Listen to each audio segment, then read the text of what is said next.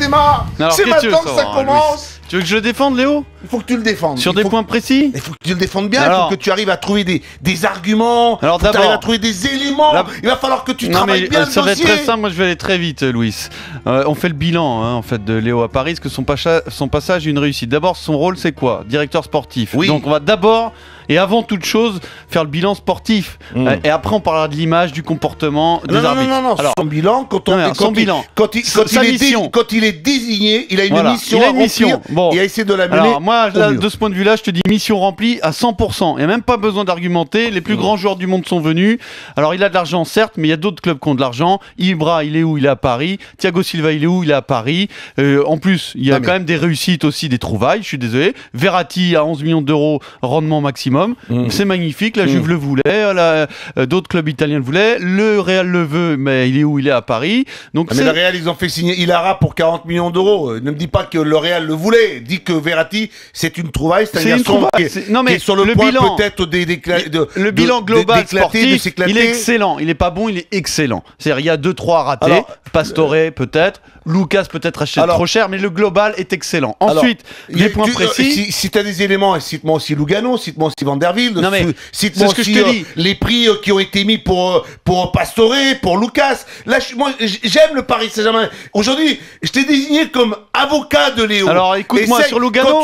Quand tu as un chèque, quand on te donne un chèque et qu'on te met 500, 600, 700 millions d'euros, c'est plus facile d'aller au marché. Ça, je suis d'accord. Si je te donne de l'argent pour acheter des cerises, des oranges, tu vas les acheter. Si t'as pas d'argent en poche, tu peux acheter. Alors je te réponds facilement. Alors ok, beaucoup d'argent, très bien, ça facilite les choses. Maintenant, comme je te l'ai dit, Thiago Silva, Barcelone le voulait et Barcelone a beaucoup d'argent aussi. Barcelone est capable de mettre 45 millions sur Thiago Silva et c'est Léo qui l'a eu. Donc ça, c'est une réussite, tu peux pas le contester. Thiago Silva, c'est exceptionnel. Zlatan, c'est exceptionnel. Tu me dis Lugano. Pastore, je te demande. Tu me dis Lugano. Réponse sur Pastore. Mais laisse-moi parler. Lugano, Pastore, je suis d'accord, c'est raté. Mais dans tout. Attends, mais laisse-moi parler. Et Lugano, c'est réussi. Non, c'est raté. Dans tout recrutement, tu as des ratés. Quel que soit le club, quel que soit le niveau, quels que soient les moyens. Ok. Qu'est-ce qu'on va juger? Au final, c'est globalement l'équipe que tu as construite. Est-ce qu'elle est performante ou pas? Réponse oui, elle est hyper performante. Ensuite, tu me parles d'argent. Mais attends, là où c'est loupé. Laisse-moi juste finir. Tu me parles d'argent. Et pourquoi tu me parles pas aussi des joueurs qui ont coûté 0? Maxwell, 0. À la cave au Barça, il ne jouait même plus, il était 3e défenseur arrière-gauche. Il en a fait un titulaire dans l'équipe du Brésil. Alex, à la cave à Chelsea, titulaire indiscutable au PSG. Alors, Sirigu, 3,5 millions, excellent gardien. Aujourd'hui, pourquoi on met toujours l'argent? Vous, votre seul argument, c'est de dire il a de l'argent, donc il n'a aucun mérite. Mais dis-moi, ça veut rien dire, ça. Léo, par rapport à sa suspension, on peut en parler. Par rapport à ce qui lui est arrivé, si vraiment tu es conscient, de te dire, moi ce club, j'ai envie de le voir grandir, de lui apporter encore plus, bah je reste, je continue l'aventure, je reste ici parce que j'ai envie de développer ce club, j'ai envie de lui apporter de lui donner encore une autre dimension. Il a expliqué hier, il devait devenir l'entraîneur, il ne peut pas à cause de sa suspension. Il a voulu être entraîneur. Il a voulu. Ça aussi, c'est la com. Communiquer, parler, discuter. On peut tous rentrer dans la communication. Moi, je te dirais tout simplement, c'est qu'aujourd'hui, ce Paris Saint-Germain dégage une certaine sérénité. Il y a un calme. On joue. On a l'impression que ce Paris Saint-Germain est en train de faire plaisir aux gens.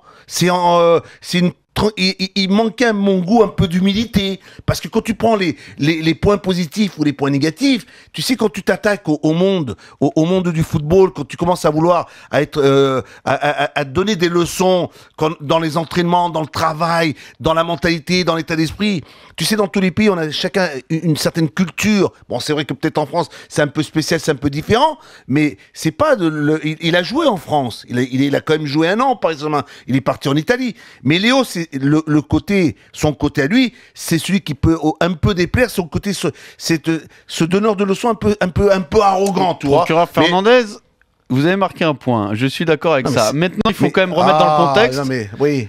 Les crises de nerfs, c'était fin de saison, c'était course au titre, donc c'était pas en début de saison. Hein. On va voir ce que ça donne. Le dossier Ancelotti a-t-il été bien traité, oui ou non? Le dossier Ancelotti a-il été bien traité? Oui ou non? Mais quand Ancelotti veut partir, comment tu fais pour retenir un entraîneur qui veut partir? C'est fini, l'histoire elle est finie. Non mais c'est à lui de le gérer, ce dossier. C'est à lui de s'en occuper. Pourquoi plus à lui qu'à Nasser Al-Khelaifi? Non, c'est à lui. C'est lui qui est charge du sportif, qui est directeur sportif, c'est à lui de prendre le dossier, de s'en occuper. C'est lui qui l'a fait venir. C'est lui qui l'a fait venir à la place d'Antoine Comboiré. Alors que le Paris Saint-Germain était premier. Mais est-ce que Carlo Ancelotti part à cause de Leonardo? Je ne crois pas. C'est parce qu'il a expliqué. En tout cas, moi je vois pas comment on peut mettre la responsabilité du départ de Carlo Ancelotti sur Leonardo. Pour que lui reste et pour que lui prenne la place aussi. C'est peut-être une stratégie. Là, on n'a pas ces infos-là. Il vient de le dire. Il a communiqué. Il aurait dû être l'entraîneur. Il aurait dû être oui, et ben alors, après le départ de Carlo. Ça veut dire que quelque part, il n'a pas su trouver les mots qu'il fallait. Parce que quand tu veux garder quelqu'un, tu sais, t'asseoir avec lui, tu lui expliques. Non, mais il n'y a pas que Leonardo dans ce dossier-là. Il y a aussi le président. Non. C'était son dossier à lui. C'est lui qui a été cherché. C'est lui qui a été le chercher. Oui, ok, on est d'accord. Eh ben, c'est ton dossier. Mais lorsque Carlo est parti, il n'a jamais remis en cause Leonardo.